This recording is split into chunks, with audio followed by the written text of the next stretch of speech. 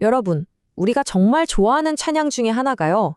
사실은 한 왕이 인생에서 가장 끔찍한 굴욕을 당한 직후에 쓴 노래라는 거 혹시 알고 계셨나요? 오늘 바로 그 정말 이상하면서도 강력한 이야기를 한번 파헤쳐 보려고 합니다. 시편 34편을 딱 펴보면요. 제목 바로 밑에 이런 설명이 붙어 있어요. 다윗이 아비멜렉 앞에서 미친 채 하다가 쫓겨나서 지은 시.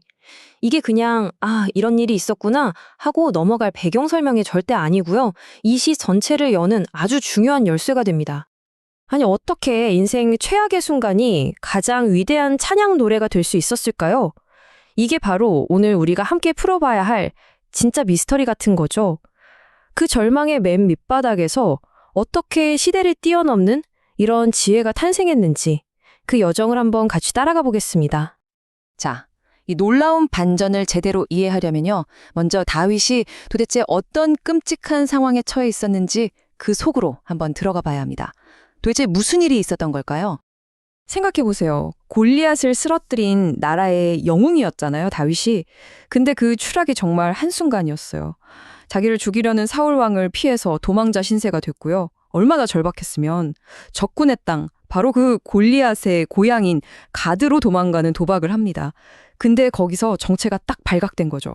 이제 죽었구나 싶은 순간에 그가 선택한 방법이 뭐였냐면 살아남기 위해서 대문짝에 몸을 긁적이고 수염에 침을 질질 흘리면서 미친 척 연기를 한 겁니다. 와, 정말 한 나라의 왕이 될 사람이 상상조차 할 수 없는 그런 굴욕을 겪은 거죠. 자, 여러분이 만약 이런 끔찍한 경험을 하고 나서 노래를 쓴다면 어떤 내용이 나올까요? 아마 하나님, 왜 저한테 이러세요? 하는 원망, 절망, 이런 걸로 가득하지 않겠어요? 근데요, 정말 놀랍게도 다윗의 노래는 완전히 다른 방향으로 갑니다.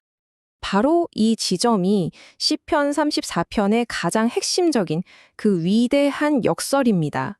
모든 상황은 절망의 노래를 불러라고 소리치고 있는데 다윗의 영혼은 정반대로 기쁨과 감사의 찬양을 막 터뜨리고 있었던 거죠. 심지어 그냥 감사합니다 해서 끝나는 게 아니라 다른 사람들을 가르치는 교훈시를 썼다는 거예요. 도대체 뭐가 이런 차이를 만든 걸까요? 아니 어떻게 그 굴욕을 예배로 바꿀 수 있었을까요? 그 비결이 상황이 갑자기 좋아져서가 아니에요. 상황은 여전히 최악이었죠. 답은 바로 그의 시선이 바뀌었다는 데 있습니다. 자, 그래서 세 번째 포인트가 바로 이 관점의 전환입니다. 다윗은 이 충격적인 사건을 대체 어떻게 해석하고 받아들였던 걸까요? 그는요, 자기의 그 비참한 처지, 그 굴욕감이라는 폭풍에 그냥 휩쓸려 가지 않았어요. 대신에 그 폭풍 한가운데서 자기를 건져주신 하나님께 시선을 딱 고정한 거죠. 눈앞의 문제 크기에 압도당한 게 아니라 그 문제보다 훨씬 크신 구원자의 위대함에 집중했던 겁니다. 그러니까 내가 왜 그랬을까 하면서 자기 실패만 계속 곱씹은 게 아니라 그 상황 속에서 일하신 하나님의 구원을 바라본 거예요. 이 단순해 보이지만 정말 강력한 관점의 전환, 이게 모든 걸 바꾼 겁니다. 그리고 이게 바로 시편 34편 전체를 꿰뚫는 핵심 열쇠라고 할 수 있죠.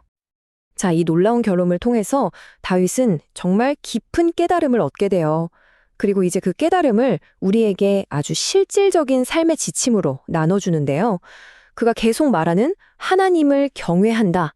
이게 도대체 무슨 뜻일까요? 다윗은 우리한테 여호와를 경외하라고 말해요. 근데 여기서 경외라는 말이 우리가 생각하는 것처럼 무서워서 벌벌 떠는 그런 공포가 아니에요. 이걸 잘 설명하는 말이 라틴어로 코람데오라는 건데요. 하나님 앞에서라는 뜻입니다.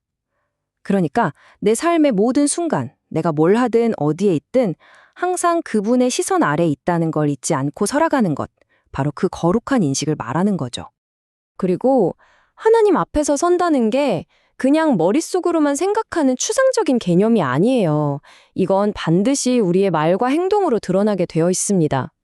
예를 들면 혀를 지켜서 나쁜 말이나 거짓말을 하지 않고 아예 악에서 떠나서 적극적으로 선한 일을 하고 또 일부러 평화를 찾아서 그걸 추구하는 이런 구체적인 삶의 방식으로 이어진다는 겁니다. 자, 그런데요. 다윗의 가르침이 여기서 그냥 이렇게 착하게 사세요 하고 끝나지 않아요. 오히려 여기서 가장 놀라운 반전이 나옵니다. 그는 이 길이 결코 꽃길이 아닐 거라고 아주 솔직하게 경고하고 있거든요. 이건 정말 중요한 현실 체크입니다. 우리는 보통 의롭게 살면, 하나님 뜻대로 살면 모든 일이 술술 잘 풀릴 거라고 기대하잖아요. 근데 시편은 정확히 그 반대를 말해요. 뭐라고 하냐면 의인은 고난이 많다고요. 와, 문제가 없어지는 게 아니라 오히려 고난이 있을 거라고 거의 보장하는 수준이에요. 아니, 왜 그럴까요? 생각해보면 간단해요. 이 세상의 기준이랑 다른 하나님의 기준을 따라서 살려고 하면 당연히 오해도 받고 손해도 보고 심지어 공격을 받기도 하겠죠. 안에서는 계속 올라오는 내 이기적인 마음이랑 싸워야 하고 밖에서는 세상의 가치관이랑 계속 부딪히니까요. 이게 쉬울 리가 없죠. 자, 그렇다면 질문이 생기죠. 이렇게 고난이 거의 보장된 길을 대체 왜 가야 하는 걸까요? 우리에게 주어지는 궁극적인 약속은 뭘까요? 이 질문에 대한 답을 찾으려면 우리는 다시 이 이야기의 시작점, 바로 다윗의 그 끔찍했던 경험으로 돌아가야 합니다. 시편 34편 15절에 이렇게 나옵니다. 여호와의 눈은 의인을 향하시고 그의 귀는 그들의 부르짖음에 기울이시는도다. 바로 이거예요. 우리에게 주어진 약속은 고난이 없을 거야가 아닙니다. 그 약속은 바로 그 고난의 한복판 속에서 하나님의 눈과 귀가 정확히 우리를 향하고 있다는 정말 강력한 보장인 거죠. 그리고 18절에서는 더 나아가죠. 여호와는 마음이 상한 자를 가까이 하시고. 그러니까 주님은요, 고통 때문에 마음이 산산조각 난 사람들, 바로 그 곁에 계신다는 거예요. 이게 바로 다윗이 왕의 체면이고 뭐고 다 내던지고 미친 척 해야 했던 그 절망의 순간에 진짜 온몸으로 뼛속까지 경험했던 진실이었던 겁니다. 그리고 마침내 이 마지막 구절이 이 모든 이야기의 퍼즐을 딱 맞춰줍니다. 의인은 고난이 많으나 여호와께서 그의 모든 고난에서 건지시는도다. 결국 찬양은요, 고통이 없어서 부르는 게 아니었던 거예요.